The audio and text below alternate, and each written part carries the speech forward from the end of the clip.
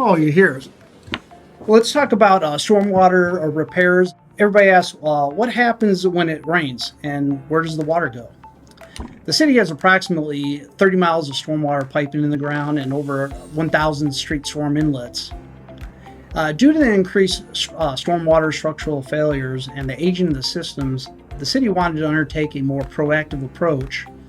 And a more proactive approach requires extensive inspections. And starting in 2022, our stormwater consultants took video of 6 miles of pipe with a robot with the intention to do about 6 miles of pipe a year over the next 5 years to identify the problems and classify the conditions of the pipe.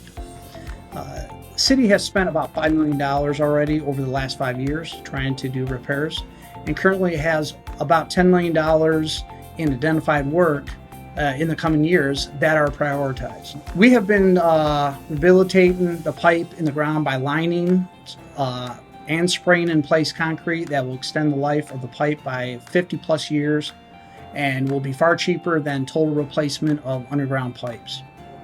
A stormwater utility was created to ensure that the city's aging systems will be properly maintained, and the city worked with a citizens committee to discuss the needs and the service levels funding with the equitable service fees to be charged in order to go ahead and fund all of this work. Thank you again for supporting Suwanee and supporting Suwanee staff as we're trying to be more proactive and get ahead of the problems instead of trying to react to chasing down the problems. Thank you.